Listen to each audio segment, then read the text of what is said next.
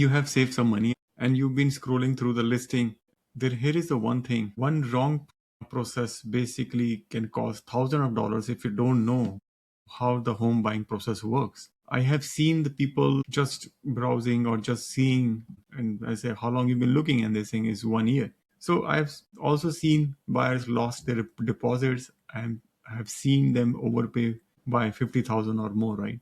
So today I'm going to walk you through the 7 steps of the buying a home in Canada. And more important, I'm going to show you where the mistake happened. But if you know where the traps are, right, so you can easily avoid them. So these are the 7 steps. On the top, it looks pretty straightforward that, okay, what's this? But believe me, if you follow this process, you will save a lot of time and a lot of money. So these are the 7 steps. It sounds simple, and I'm going through one by one. So the main question here is, if I say, what is the down payment, right? So for the down payment, that's a very common question. First time home buyer, they ask, okay, how much down payment do we need? So here is it. In Canada, the minimum down payment on the depend upon the price of the home. So under $500,000, you need only 5% down. But between 500 or half a million to 1.5 million, on the first half, you need to down 5% and then 10% on the rest of it. Used to have like only 1 million, but recently government have changed it to 1 to 1.5.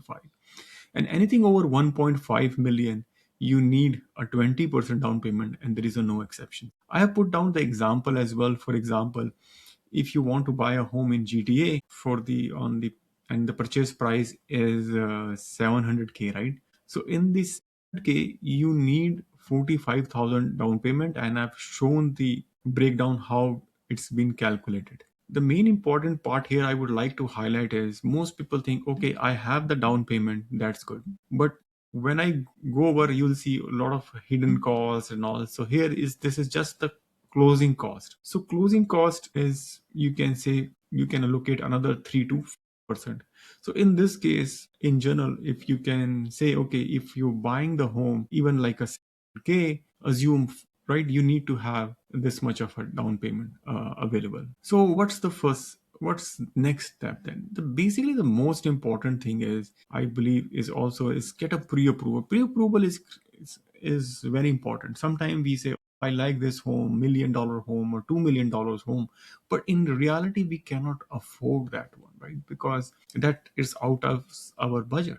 We all want that dream home, but we have to, and with this pre approval, we come to the reality, right? It shows also to the seller that you are serious, right? Says, okay, I have been pre-approved. And the beauty of this pre-approval is, for example, let's say if the interest rate is going up, and bank or whoever, the mortgage agent, you can work with them and then say, okay, the rates are locked for 120 days, right? So you can have your own preferred rate which is written on the contract. And sometimes if the rate goes down, they also honor that as well, right? So that's plus situations for you. And now the next thing is, once you have two things, you need to find the right realtor. And I'm biased here, right? But one of the most important decision you make, you can hire me, or you say, okay, Pramod, I need help to buy, and I can connect you with my professional buyer network even if I'm not working in that area. So anyone looking for buying a home or selling a home, let me know. So what are the key things you need to items, or you need to look, right? Then based on the first point, I say require some knowledge about the market, right? And that's the one that's obvious. Have some, maybe have a track record. You don't want someone who's living in maybe not in Vancouver, but let's say you are living in Niagara Fall and you want someone to help in Peterborough to find a home. It doesn't work that way, right? So it's a long commute. And also, I think the most important thing a realtor should have is a strong negotiation skills. Realtor should fight for you, not just accept the seller terms, especially in the fast market when you need. And the most important, I think, also is, okay, you can go with a big banner as well, but are they available for you, right? That's also, are they able to answer your calls on time, text? So that's availability, I believe, is also equally important than that, right?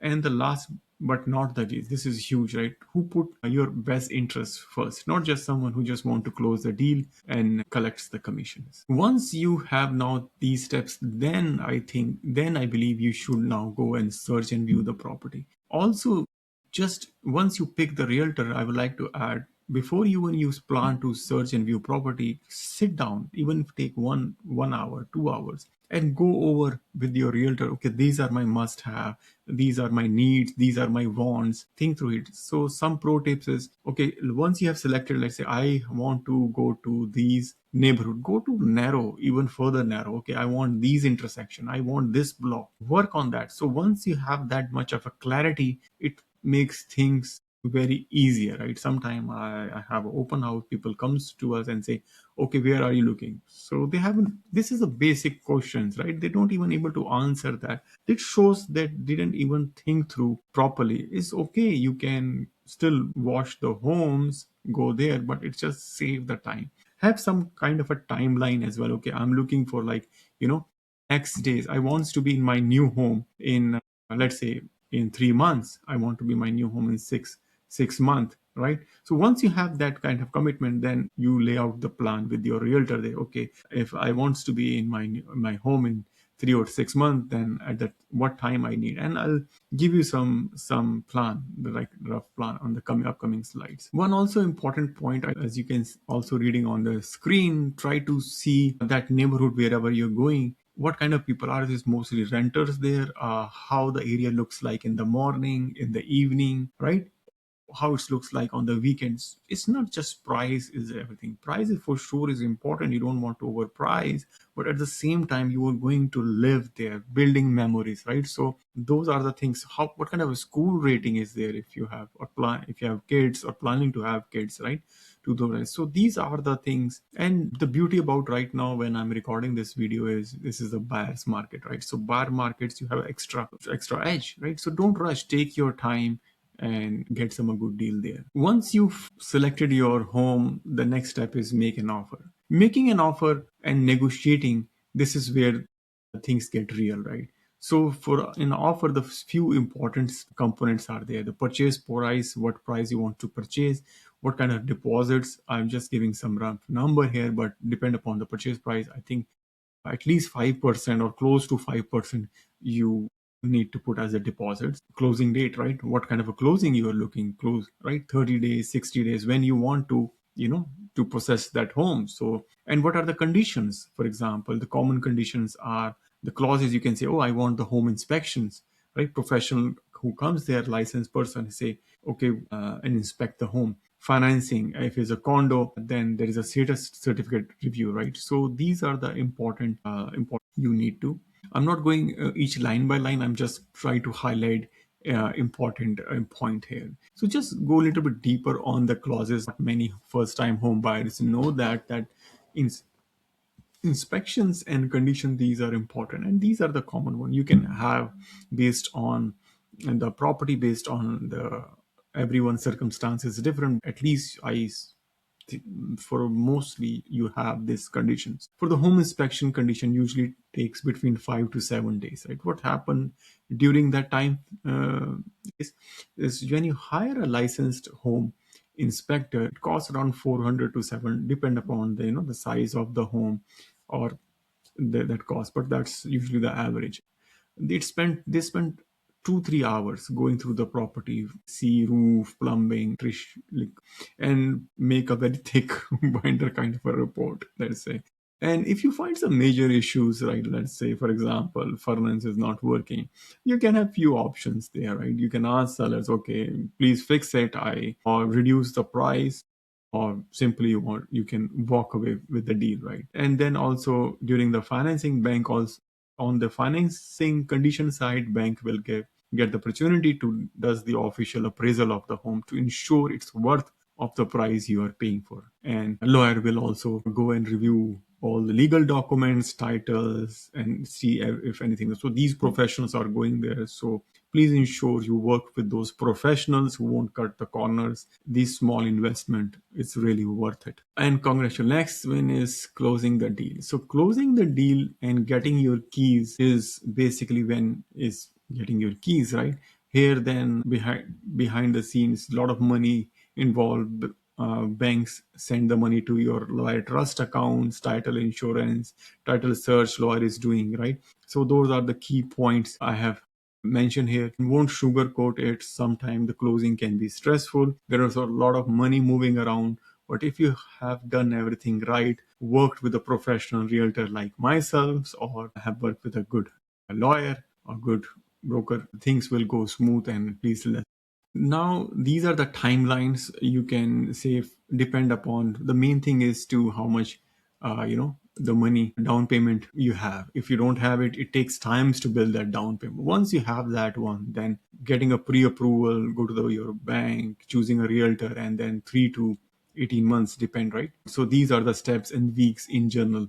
Just for your reference purposes, I have put it there. Now here I'm showing you the breakdown of the closing cost. What are all the closing costs are there? For example, you have to pay land transfer tax if you're in Ontario. If you're buying the property, especially in Toronto itself, then you have to pay Toronto city transfer tax. And don't worry, only the one city is in Toronto. In all Ontario, that's required you pay that. But you will get a first time home buyer's rebate. You have to pay the legal fees, title insurance, home inspections, property tax adjustments, of course, and the moving cost, right? So that's how we come up with this number to the cost, the breakdown of the cost. And if you find so far it's important, feel free to share it, save it, and if you think someone is looking to buy or sell, please refer it as well. These are the first time buyers program I just highlighted, but in the upcoming series of this playlist, I will create a dedicated video on this to explain how you can use it, what is this all about, because I don't want to make this video so deep. But just to get the gist of it, these are the options are available as a first time home buyer as per 2026. For example, land transfer tax rebate, home buying plan is amazing. That plan, homes buyer amount, and so on. This is right now the market is the buyer's market, and depend which year and when you are looking this video. So it's up to you. So, but this is what it's happening right now. So I won't go into too much of detail of it. Yes, this one is very important. The common mistakes to avoid as a first time home buyer. Please be ensured not but make have a budget for your closing cost, and please don't skip the home inspections to save money. Getting emotionally attached during negotiation. I understand you like the home, but that's just don't pay overly too extra for it. Not reading the status certificate. This is applied for a condominium only. Waiving the conditions in the buyer's market. There is no need for that, right? If it's a buyer's market, you have a lot of time, a lot of inventories. Don't max out, please, the pre-approval. If you have bank approve you for a 1 million, you don't have to buy 1 million home. If you can, in the buyer's market, you can get something like 900K or less, right? Try to, save some money. And don't choose a realtor based on just on the commission alone. That's make sure the realtor who really stand for you and committed to work on your behalf. And not having a real estate lawyer, I think you definitely need a real estate lawyer, but don't think that that's the case. And that's it. So hopefully you like this one, and if you think you like any other series, any questions, feel free to comment. I always love your referrals here. Save this video, review it a couple of times. Any questions, feel free to reach out to me, even if you are way ahead 1 year, 2 year in advance on buying the home, right? So it's always good to start the communication and journey early. If you know anyone who's looking to buy or sell a home or a business in Ontario or even in other provinces, we have a very good professional network. We can connect you that. Thank you for your time. I really appreciate it.